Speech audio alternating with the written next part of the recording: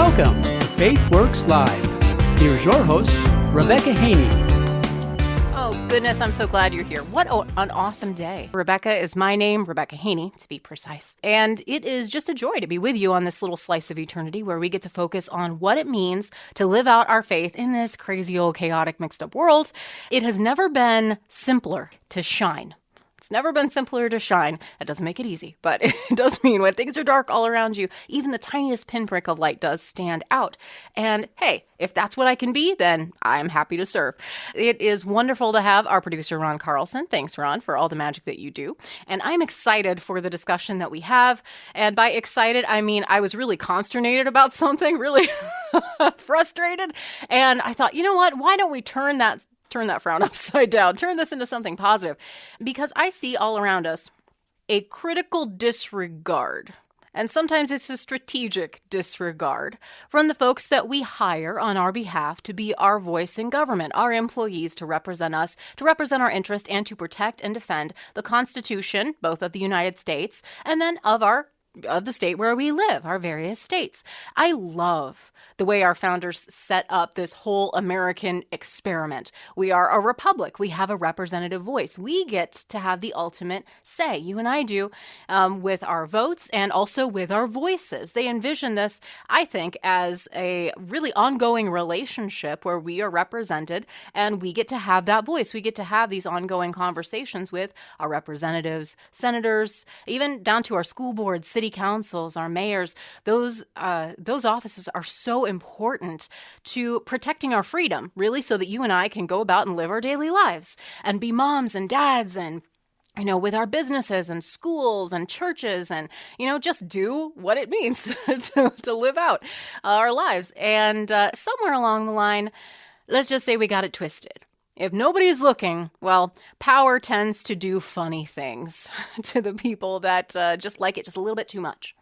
And maybe you've seen, here's just an example, the governor of that fine state kind of said the quiet part out loud. And if you've been paying attention over the last few years, you know that there has been this struggle, I would say an existential struggle between what the dichotomy that Benjamin Franklin once posed. He said, basically, there's this tension between security and liberty. And, close paraphrase, if those who are willing to give up their liberty for temporary security deserve neither liberty nor security. And I've never seen that come to broader, full-color illustration than over the last 3 years or so in my country. Maybe you've been picking up on some of those clues as well. Their governor, in a debate over gun policy, sort of said the quiet part out loud, and see if you can catch what I mean. You took an oath to the Constitution. Isn't it unconstitutional to say you cannot exercise your carry license?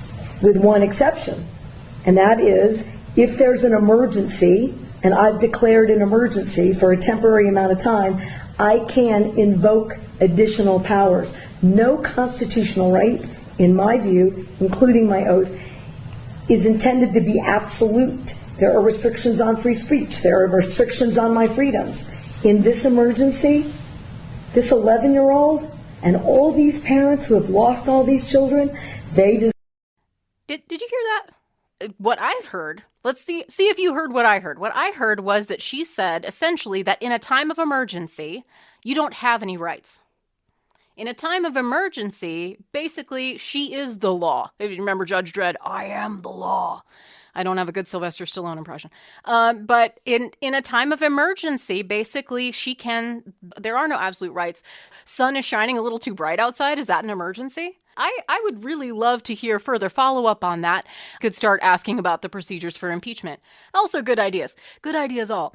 Before you say, I live in Iowa, salt of the earth, the fight for liberty really doesn't know those boundaries. We have to be paying attention to what's going on in our backyard and all across our country. The fight for liberty is real. And I'm excited to talk about what it means to defend liberty here in the state of Iowa with our special guest, Samantha Fett. is with us in studio, the one and only. How are you, Samantha? I'm doing great. Thank you so much for having me. Oh, it's great. It's probably been too long. Like, we should have connected quite a while ago because we're always in the same spheres, but you're so busy. You are with Moms for Liberty here in the state of Iowa. I am. I am the chapter chair for Warren County. Lots of great people down in Warren County. I've been the chapter chair for about a year and a half now, so doing a lot of work down there. Yeah. And what are some of the reasons that you got involved with I'll say the fight for liberty, but we can talk about specifically what that looks like too. Well, I mean, I think part of the reason I was energized to be part of a group like Moms for Liberty is I was a school board member down in Carlisle, Iowa. And, I was one of the more conservative, the only conservative candidate, members. And what I was seeing was a lot of our liberties being stepped on. This was during COVID. And so that was a really tough time to be on the school board saying, hey, I don't think we should mask our kids. Let's ask for parent permission, right? Yeah. And so that wasn't a really popular opinion, but I still stood on that. Well, and I'm sure you faced a lot of pushback too at that time. Oh, certainly. It was amazing how much pushback I had on that, because to me it was natural to have to want this freedom, but all of that pushback just felt overwhelming. So a group like Moms for Liberty was a great way to network with like-minded people that felt the same, and we could work towards the same mission. Well, I've always said that if you want something done, you got to get a mom on board, and moms and dads too. But that's been something that's been very encouraging to me. I've seen some discouraging stuff over the last several years. But I've really seen a lot of parents step up. They're going to the school board meetings. They're letting people know and letting their elected officials know in no uncertain terms that this is not acceptable. That to treat parents like, they should be kept in the dark. For example, that they should be deceived about what their kids are learning in schools, that they are not the experts and they have to, co-parent with the government, to coin a phrase, that's not acceptable and that should not happen in America. So I have been excited to see that. I've been thinking, okay, this is going to have some positive fruit. But now, the danger of that is that people get kind of complacent. If they're not thinking about something, they're not really exercised or energized about it. It takes work. It takes work to keep an eye on what's happening in the schools all the time. And so I wonder, now as we're getting into that back to school season, and kids are getting into their regular schedule, they've got their routine, they've got their classes and sports and all those fun things, it's maybe easier to slip back into that, oh, well, just, the school's fine, my school's fine. And I wonder if the progress that we've made here in Iowa is starting to bear fruit. And if we have some examples for, we were talking about legislation. I know last time Jen Turner was on with us, we were talking about legislative efforts to help make and keep Iowa free, to keep common sense in Iowa schools, and keep parents in charge of their kids' own education, all of which, big thumbs up, yes, 1,000%. And I wonder if we're seeing those, now that those new policies are in place, is it a better situation in the state of Iowa? Are we seeing some challenges come up as well? So I'd love to get the full details of what you're seeing so far. Yeah, absolutely. And that's something we keep a very close eye on. And I have great news to report. So, the last legislative session, Moms for Liberty did a lot of work with our legislators. We worked hand in hand with them to show them what was going on the ground. And if you're able to show where the system is broken, then we can come up with lots of great solutions. And they did that in a bill, Senate File 496, that was passed. That bill covered a lot of really great things. Number one, it defined what age appropriate is and what age appropriate is not when it comes to library books and educational materials in our classrooms. Now became a really controversial topic and something that Moms for Liberty really grabbed a hold of and spearheaded at the Capitol. And so to pass that legislation that actually defines it for the school districts was a huge win. And what it does is it just defines by code, code 702.17, which defines a sex act. If the book has that sex act in it, it's not age appropriate. Listen, we have... Makes sense. Yeah, it makes total sense. And we have age appropriate warnings for music. We have book rating, or we have movie ratings. Sure. I mean, so this is not a foreign concept. So applying that in the school district was a challenge, but we got that. You'll hear from the left, they're trying to create chaos and say we have to remove all these classics, and that just simply isn't true. So Moms for Liberty is there to expose the truth and partner with our school districts and say, here's a list of books that would break this law, and those need to be removed. So that's the first good piece of that. We were able to protect our children from some of that explicit material.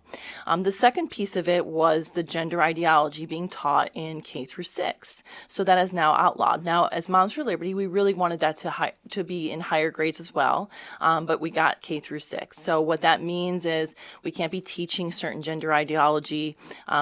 There's not, infinite number of genders. There's two.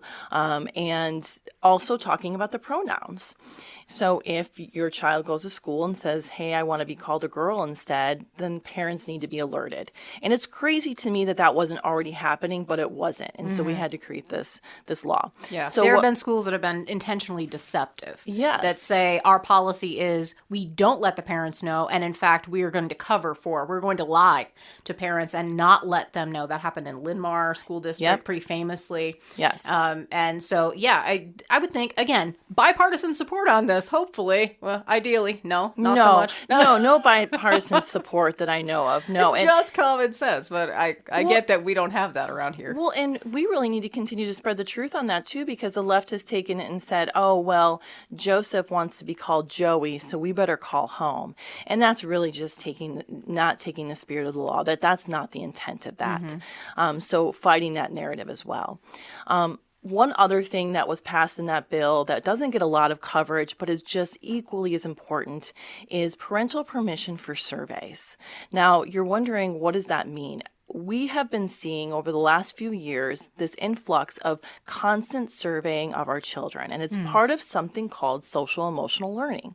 And social emotional learning sounds great, right? We want our kids to learn empathy and understand how to regulate their emotions. But when it crosses the line, when we're starting to data mine them and ask them on a constant basis where their emotional health stands, do you feel suicidal? How are you feeling today? And then collecting that data and putting them in groups and labeling them and giving them counseling without parents knowing. I mean, that just crosses the line. So the social emotional learning program is something that Moms for Liberty has really been focused on and trying to dismantle piece by piece, whether that's legislatively or at the local school board level. It's going to take all of us to get involved to stop this, because right now it's beginning to consume so much of our curriculum. It's in every class. And I know you know this, but our scores are not increasing. I mean, for example, reading proficiency in 2022 is only 35%. And people will say, well, hey, that's because of COVID. Okay, 2019, it was 33%. Listen, we've been doing a bad job for a long time.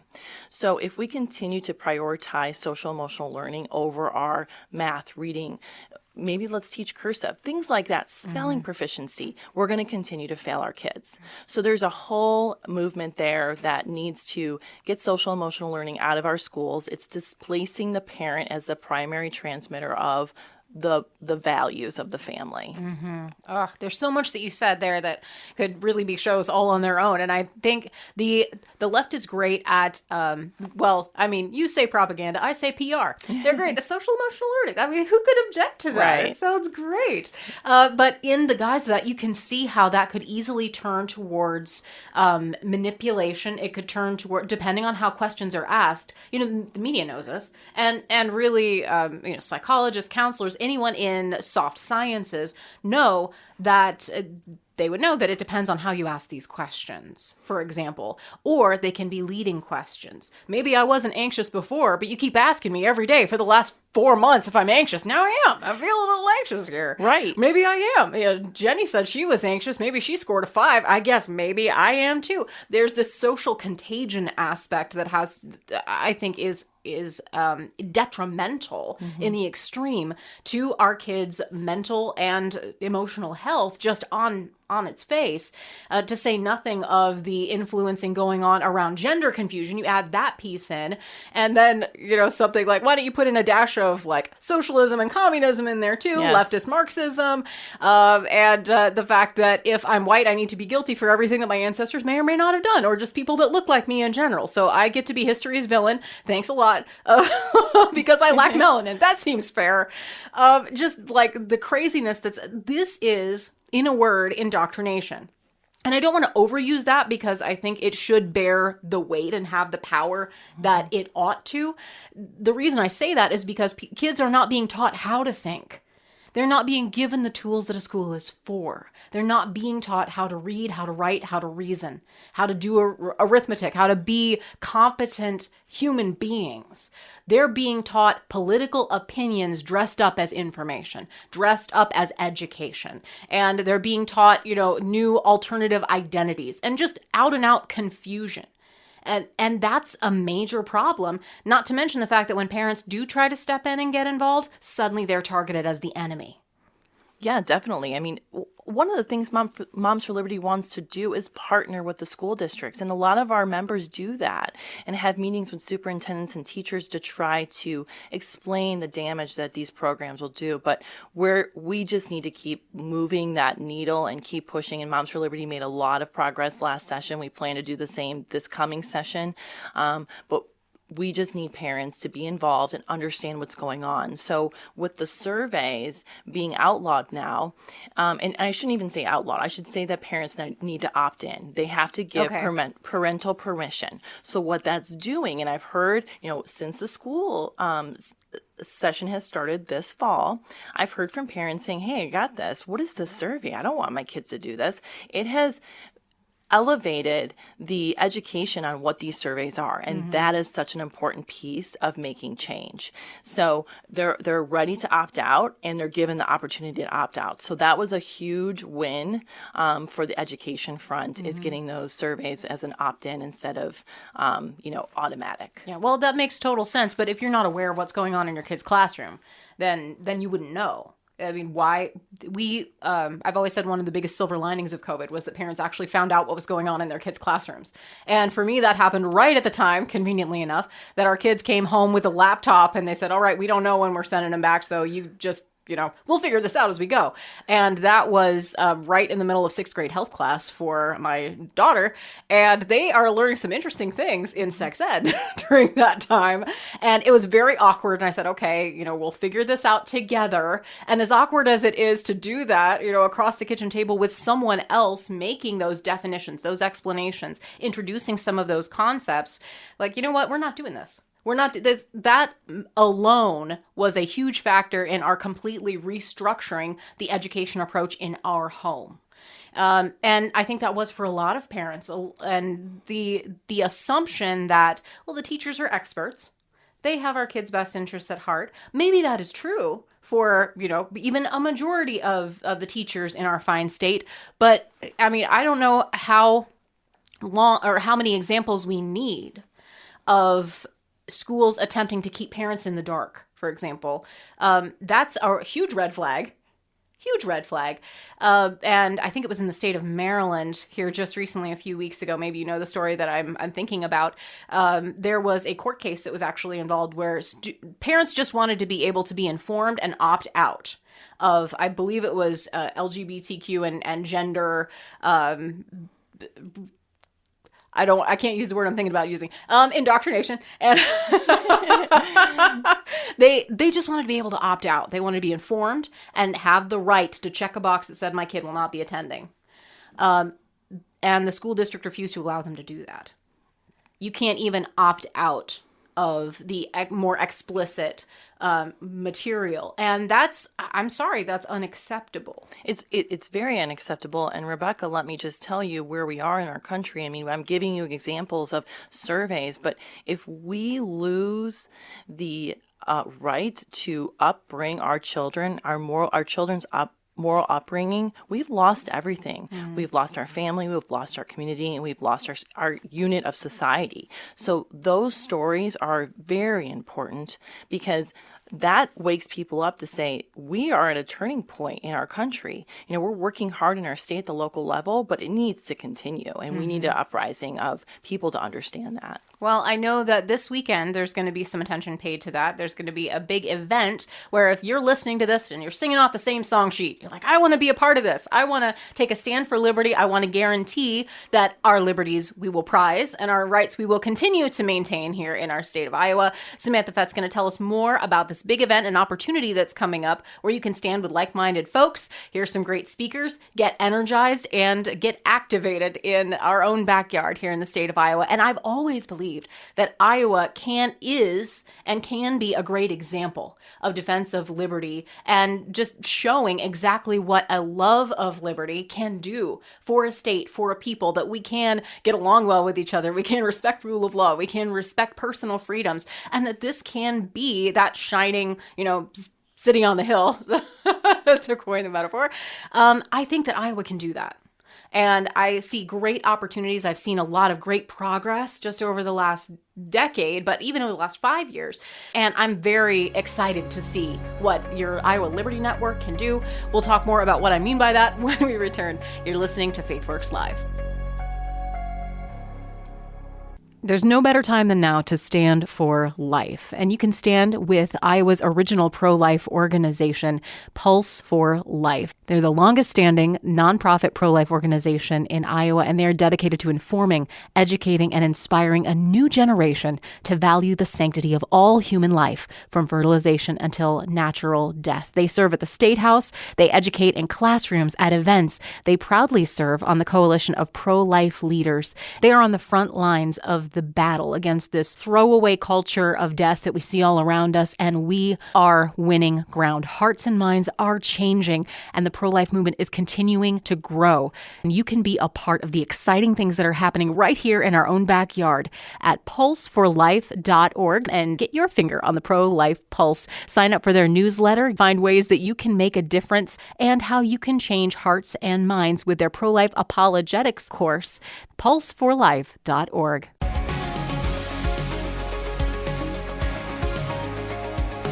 It's a great day to have you with us. We're talking about freedom and how to keep our fine state free, which is, I've always loved the state of Iowa's motto, which is our liberties we prize, our rights we will maintain. And I remember that ever since I was 10 years old, when you're doing those state notebooks and you have to, find the flag and the symbols and the motto. And I had an inch of room to write the state motto for each state. And, God bless my mom. We were homeschooled, so we could make up basically whatever rules worked for us. And I was just like, you know what? Iowa needs a second sheet. And so I started writing the state motto.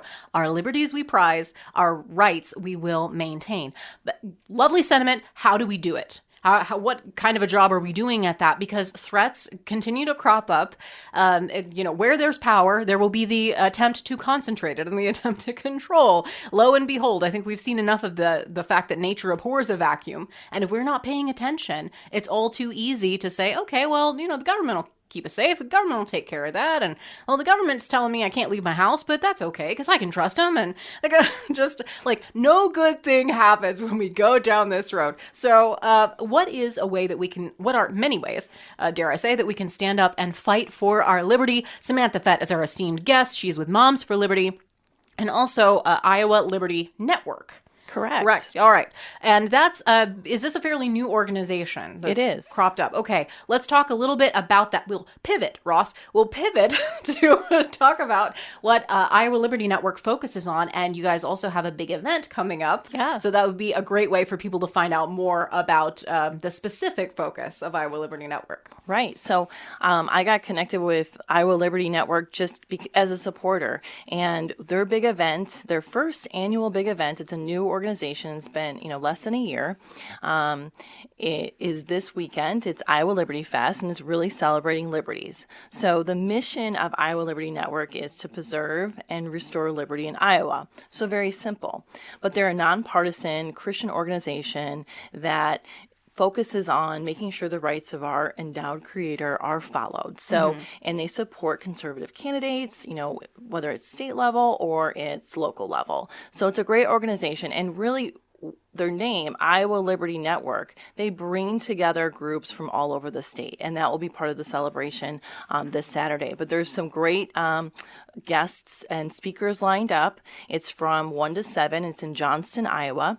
There is James O'Keefe, which is great. He's a great investigative reporter, so lots of political corruption. If you're into all of that kind of stuff, he'll be there. We also have our famous Iowan Steve Dace. Hey, I know him. Yeah, he's a good guy. It does a rousing speech. Yes, I'm sure that will be our favorite part, right? And then also we have Connor Boyack, who is the author of the Tuttle Twins. So if you know him, he's got great stories on liberties for children. So it's a great lineup of those national speakers, but we'll also have legislators there. 9 from across the state will be in attendance, and they'll each be talking a little bit about what the work they're doing to keep us free, our liberties, how they're restoring liberty.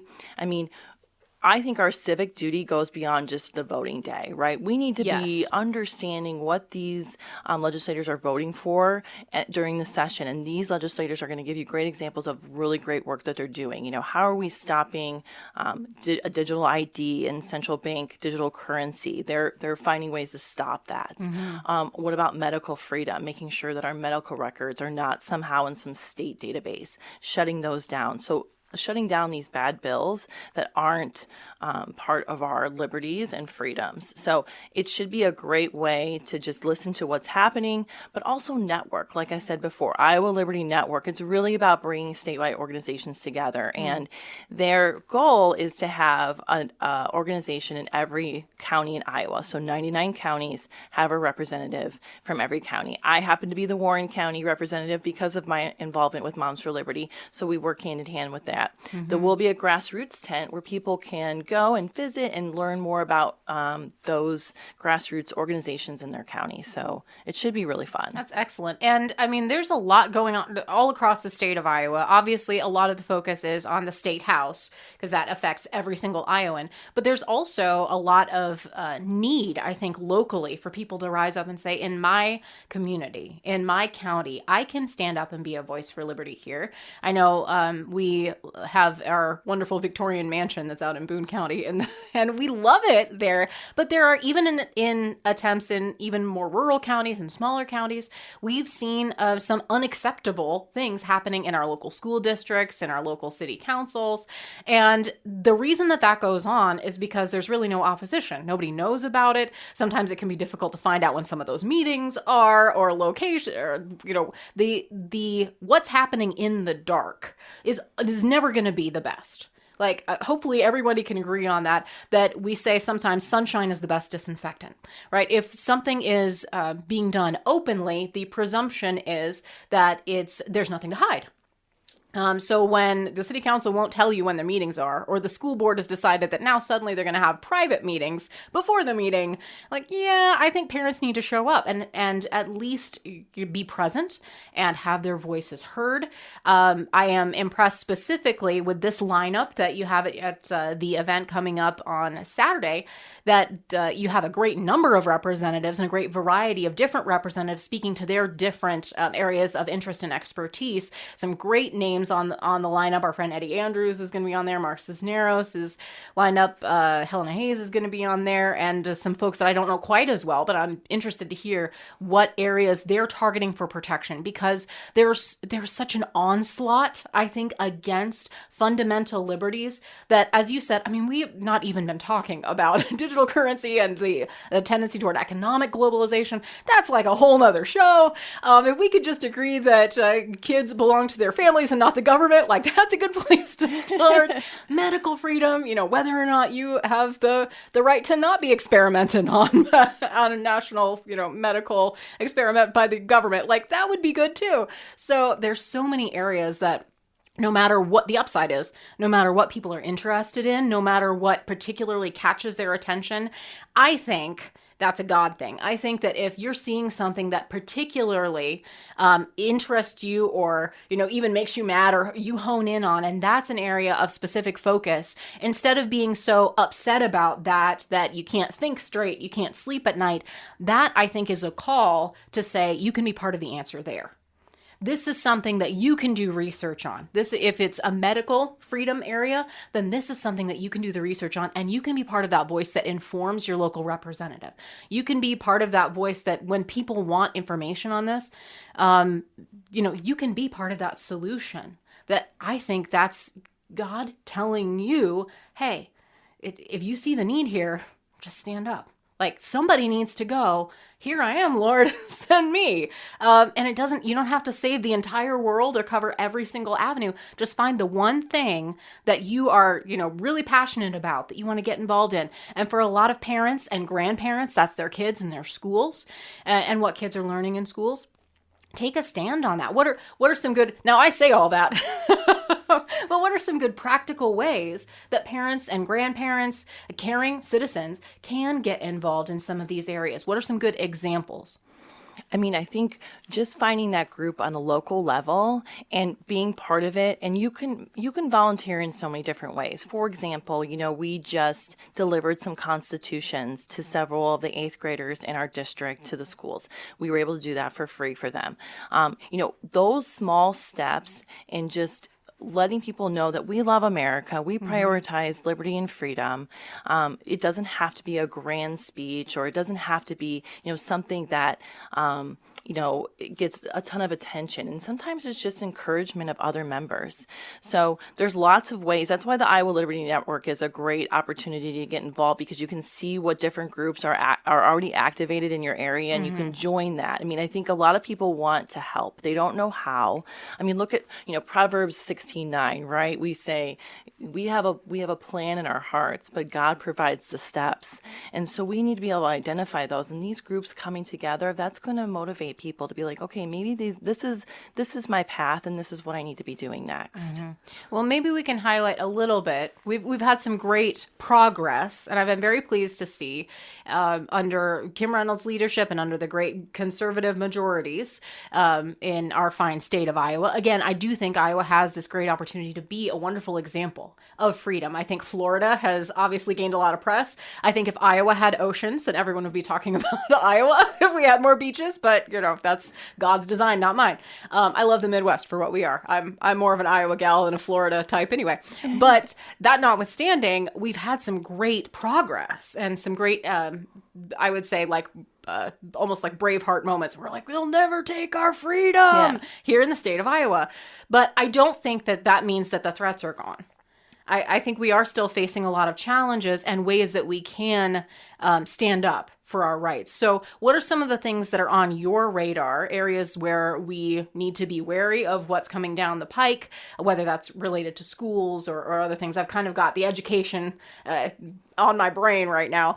But what are some of the things that people need to be aware of that are, maybe standing up in opposition to those liberties? Well, I mean, I think you opened the show with, a governor that's overstepping, emergency powers. We need to be looking at our state, what the governor's emergency powers entail. We have a great governor, and she made a lot of great decisions during turmoil of COVID.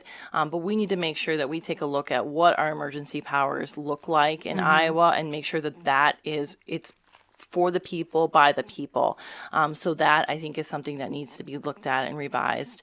As far as education, there's just so many things. I mean, I could give you a list of, we talked a little bit about social emotional learning, but we also passed school choice. School choice was a great bill. There could be more work. I mean, Iowa has one of the more restrictive regulations for opening schools, new schools in the country. So we need to do some work there, because we need to continue to customize education for our children. We want them to thrive in the best environment that's best for them. And so the ability and the freedom to open these schools that fit those needs, that needs to be a priority as well. And I would think also, if teachers just, as I am following this rabbit trail, that if great teachers feel stifled in the current environment, and they think, oh, I'd love to be able to be open with my students about, the things that are enshrined in the Declaration of Independence and the Constitution. I'd love to be able to talk with them about what our founders believed, but that's not in the assigned curriculum, and the teachers unions don't like it when we talk about that. So we have to, save 6 months for gender identity and confusion, but we can't have 6 days talking about America's founding. Then what could be better than coming up with more neighborhood and local school options? First, maybe there's a better model that you can introduce. And I'm a free market gal. I think that competition makes everything better. There's a lot more opportunity. It does. Competition is definitely the key to success. And I think parents want something better, but also different, and I don't know that the where you live, what your zip code is, you're assigned to a school is really the best model. And we're wanting more. Our expectations are so much more than that. We want our kids to learn about history and the United States. And, that's another thing that we talk about is our civics programs. What do they look like in school? And making sure, there's some other states, I know in Ohio, they passed a great bill that actually regulates the civics program that talks about Declaration of Independence. And we need that in our schools. Yeah. We need to prioritize those things. Get rid of the SEL, get rid of the gender ideology, and start focusing on our culture, our American culture, what the history is, because it's going to make great citizens. Right. And I can't, on the flip side, it's a lot easier to control an uninformed populace. I mean, everybody would know that. Even if you call me a conspiracy theorist, I just say, I'm 6 months ahead of whatever everything else is. Because that's the grand secret, right? The difference between a conspiracy theory and the actual news headlines is about 6 months. Yes. And I'm just ahead of the curve. That's all. I'll see you. We'll come together at the end. But the struggle for a lot of parents is, feeling like I don't have enough time to do this. How can I get involved? Or feeling maybe overwhelmed. And it's easier to put that on the back burner and just kind of trust that whatever's happening is going on. It's fine. And the same thing would be true, I think, for our government. I think the reason that we've gotten to a place where where who is elected matters so much because government has far too much control over our lives. The limited government philosophy works when citizens are involved. When we have a representative, but then we are regularly checking in with them and we're regularly, making our voices heard so that they know who they're representing. We have relationships with these folks, whether that's, your city government or at your state house or, Washington, D.C. They have so much control over our lives because we've ceded that agency. And that's something that that would be our civic duty to step back in and say, actually, no, I'm going to live out these principles that I say I believe about personal responsibility and freedom, but I'm also going to go to my representative and open up that relationship with them when they do, something, or when they're eyeing legislation that I think is a danger to my liberty. It's very important. That's critical. But also when they cast some good votes. Just does your representative hear from you on a random Tuesday to let them know that you're thinking about them, praying for them? I think that would be a huge way that the average citizen could get involved, is just to start opening that door, honestly praying. If you're a Christian, it's part of our duty to be praying for our government. Why not figure out who represents you and start praying for them by name? Oh, certainly. And I think we've seen such great success with that outreach and support, just with Moms for Liberty and groups like Iowa Liberty Network. We are trying to support those that are being heroes on our behalf. We need to lift them up. And the same time, encourage others that have that same, passion inside them and conviction to get up and do the same and know that they have an army behind them. If we can, going to my legislators, even during the school choice, going and saying, hey, we got your back. We want this, especially in a rural district. We want this. We need this. And that encouragement, I think, makes all the difference in giving them, that confidence to vote yes. I think the left has done such a they've been masters of incrementalism for years and grooming us to be comfortable with no boundaries. And I think so many people are waking up at all levels, whether it's, just checking my child's backpack at school and being upset with what's in there and doing something about it. I don't think we have time now anymore. We have to get involved, whatever that might mean for your own journey. Yeah, sometimes that makes some uncomfortable choices and sacrifices. And, if you're like us, we completely restructured a lot of our lives, and God put us on this crazy adventure, and it's good. It's all good. It's not what we had planned, but his plans are higher than ours. And we're living it out every single day on the front row of the roller coaster with our hands in the air saying, okay, Lord, this is what this looks like. All right, we're in. I don't know what it is, but we're in. Yeah. And it does require that shakeup of our comfort in many ways. It may require you, if you look around you and you say, who's going to stand up for this? And looking and scanning, and there was no one else to be found, it may be you. Yeah. You may be the one that's being called to run for your school board. You may be called to take leadership at the school, the library, the city council, the state house. I know that's part of your story is you're deciding, hey, I'm going to, step forward in and pursue the representing your fine folks down in Warren County, right? Yes. I mean, so Rebecca, I'm not busy enough. No, I can tell that about you. You've got lots of free time. Yeah, I have lots of free time. And truthfully, I just can't look away. I can't look away of things that need to be done. And so, yes, I have put a bid in to run for House in House District 22. So I'm excited about that. But keeping in mind that the priority are the people that live in my county and what their priorities are and understanding that they also need to be involved. This is a team sport. Sure. And so I'm really excited about getting that message out there in an authentic way and connecting with the voters and making them understand that what time it is in our country. And I've been assigned this task and God has put me on this journey and here I am. Well, I'm glad that you said yes. I'm glad that you stepped forward. Sometimes we're looking around at the hows and the whys and the really, Lord? And really what he needs is our yes. And so you just got to take one faithful step in front of the other and let him worry about the outcomes. Yep. That's when great things happen. Samantha Fett is our guest today, and we're talking about how to defend our liberties here in the state of Iowa. A big event coming up on Saturday in Johnston. And is there a good website for people to go to or a good spot online? Yeah, absolutely. IowaLibertyNetwork.com. And right on the homepage, there's a place to buy tickets. The tickets are pretty inexpensive and they're going fast. So now's the time to get them. IowaLibertyNetwork.com. Correct. All right. Awesome. We will take another quick break. We'll be back. Let's talk, maybe shift our attention to what we're hearing from candidates or what we'd like to hear. Did you mention, Samantha, what time it is here in the nation? I'm hearing that a lot. We need to know what time it is, and we need leaders specifically that are willing to stand up and know that and have a plan to do something about it to bring us back to being that nation that loves liberty, back to that constitutional Republican vision. Is going to take some doing.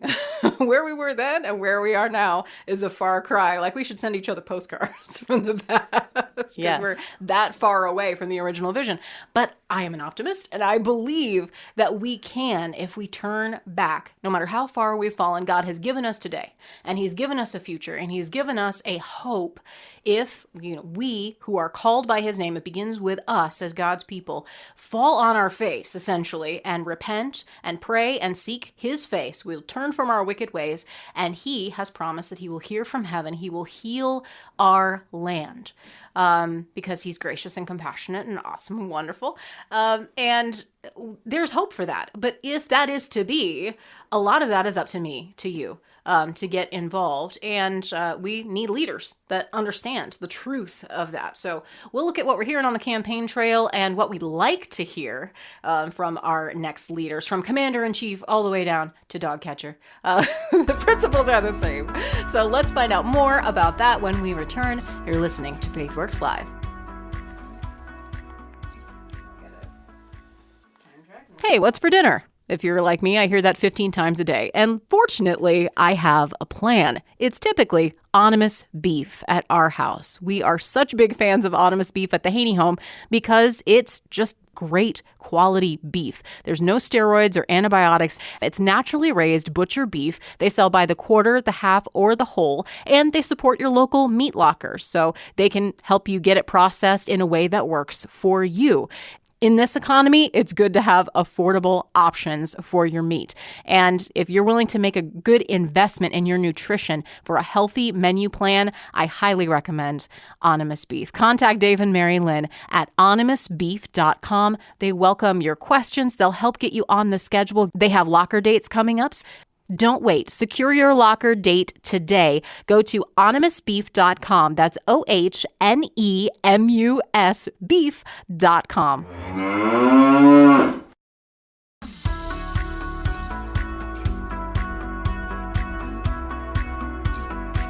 I'm so glad you're with us. We are in the home stretch on FaithWorks Live. Samantha Fett is with Moms for Liberty and Iowa Liberty Network, which is a cool new organization that I'm really excited I'm excited it's happening.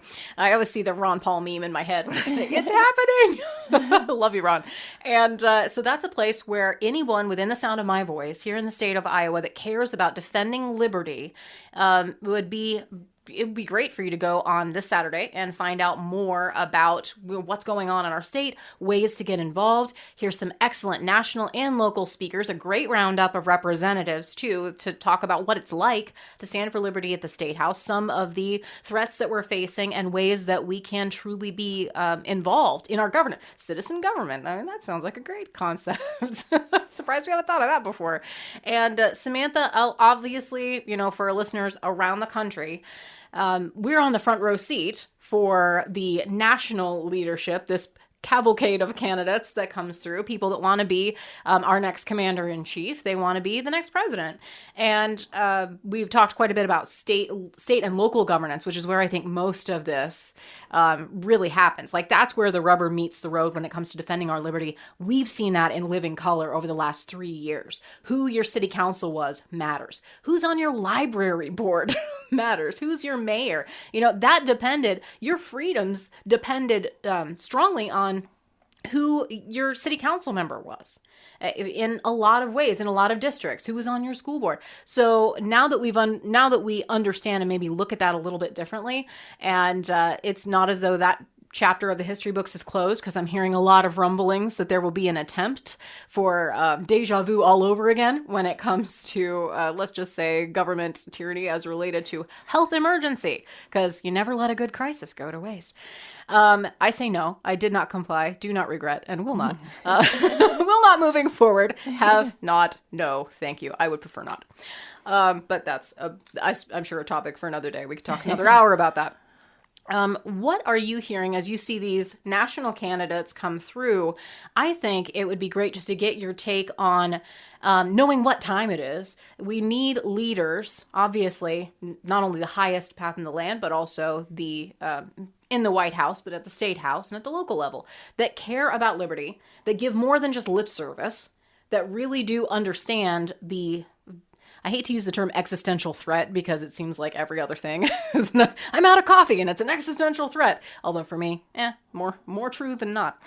But America is at a crisis point. If we do not stand up for our liberties now and really claw them back from the tyrannical overreach of our own government, I don't think we'll have much of a country left to preserve. I think we'll be facing that sad hypothetical that Ronald Reagan posed when we have to tell our grandchildren what it was like to be free. So that's my Pollyanna view. That's my eternal optimism showing through. But I say that because I do think it is that serious. I think there are candidates that give lip service to understanding that, but I also think there have been good examples of people that actually act on in office and have good plans to defend our liberties. So I thought it might be fun to get your thoughts, because this is my idea of fun. What would you like to hear from candidates running for either national office or state office? What do you want to hear from them to prove that they understand what time it is, where we are, and how to defend liberty in truth and not just in theory? Correct. Yeah. So you said a lot of great things.